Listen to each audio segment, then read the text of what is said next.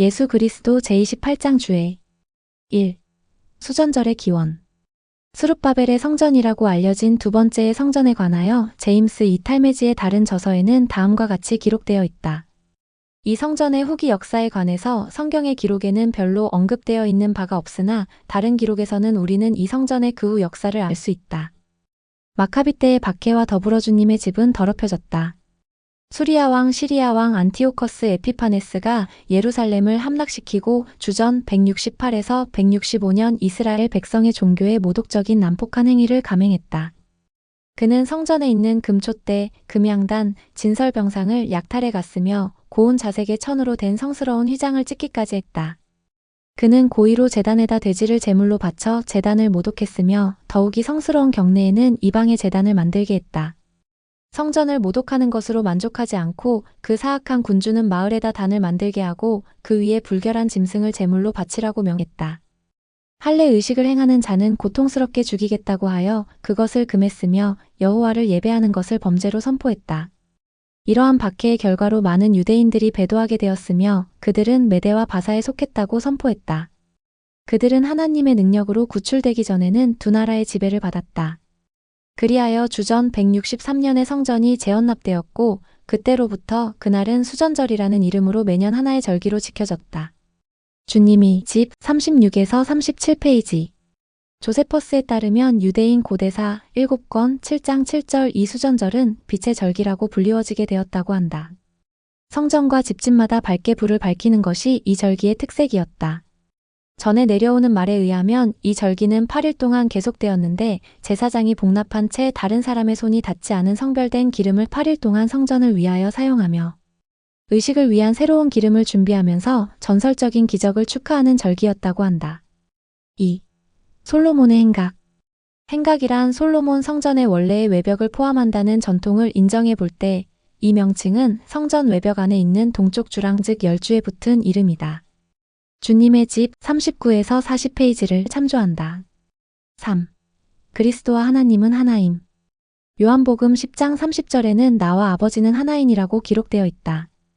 유대인들은 아버지라는 말을 영원하신 아버지 곧 하나님으로 올바르게 이해하였다. 히랍 언어에서 하나란 중성을 나타낸다. 따라서 이것은 남성의 인격체로서의 하나가 아니라 속성, 능력, 목적 등의 하나를 나타내는 말이다. 사회의 일치성과 각 구성원의 개체성에 관하여는 신앙개조 제2장을 참조한다. 4. 주님이 물러가신 곳. 예수께서는 요단강 저편 요한이 처음으로 침례주던 곳 요한복음 10장 40절으로 가셨다. 이곳은 아마도 몇몇 초기 사본에는 베단이라고 불리우고 최근 개정판에서도 그와 같이 불리우고 있는 베단이 요한복음 1장 28절일 것이다. 이 베리아의 베다니와 예루살렘에서 2마일 이내 지역에 있으며 마리아의 집이 있는 유대 땅 베다니와 혼동하지 말아야 한다. 5. 나사로가 무덤에 있던 기간은 나홀. 가장 그럴 법한 추정에 의하면 유대 땅 베다니로부터 예수께서 계셨던 베리아까지 여행하려면 하루가 걸린다. 나사로는 사자가 떠난 날에 죽었을 것이다. 이날과 예수가 유대를 향해 떠나기 전에 보냈던 이틀과 다시 돌아오는데 걸린 하루, 도합 적어도 나흘이 소요되었다. 팔레스타인은 예나 지금이나 다른 동양 나라의 풍속과 마찬가지로 시신을 사망한 그날에 매장하는 것이 풍습으로 되어 있다. 사망 후 나흘째 되는 날에는 영이 완전히 시신 부근에서 떨어져 나가며 그때부터 아무런 방해도 받지 않고 부패하기 시작한다고 일반적으로 믿어지고 있다. 그렇기 때문에 마르다는 죽은 지 나흘이 지난 오라비의 무덤을 열라는 말에 조용히 거절한 것이었다. 요한복음 11장 39절. 무덤을 열기 위하여는 가족의 동의를 구하여야 하였다.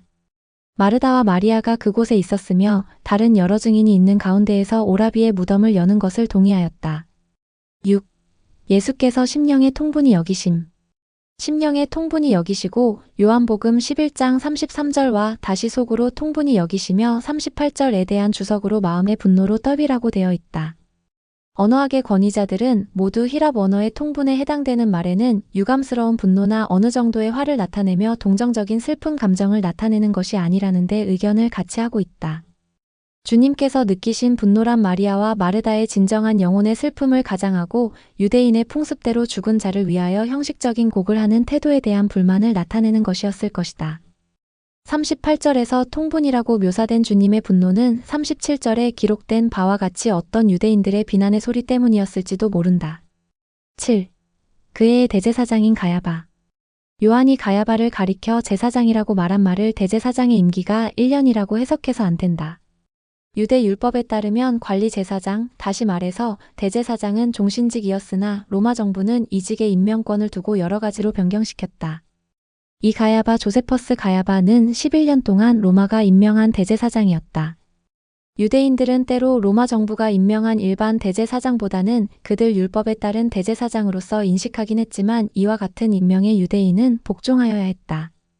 그리하여 우리는 안나스와 가야바가 주께서 체포당하셨을 때와 그 이후에 대제사장의 직분을 행사하는 것을 볼 수 있는 것이다. 요한복음 18장 13절, 24절, 사도행전 4장 6절, 누가복음 3장 2절, 참조패러 484페이지 주는 다음과 같이 말하고 있다.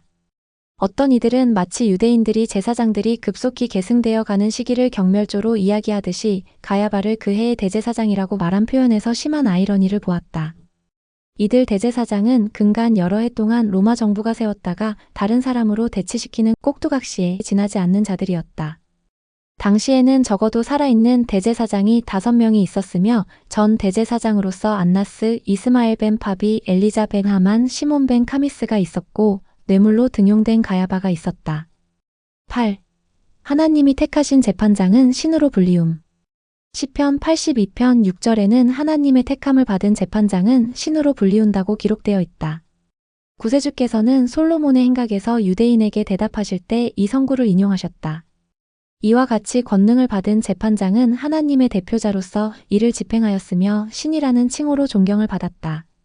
모세에게 붙여진 비슷한 칭호와 비교한다. 출애굽기 4장 16절 7장 1절. 예수 그리스도는 인간이 그에게 전해준 하나님의 말씀을 통하여 하나님의 권능을 부여받은 것이 아니라 직접 하나님의 속성을 상속받은 것이다. 유대인들의 마음이 죄로 어두워지지 않았다면 인간인 재판장을 신이라 부르는 것과 자신을 하나님의 아들이라고 일컫는 그리스도를 불경하다고 말하는 것은 서로 일치하지 않는다는 사실을 분명하게 알았을 것이다.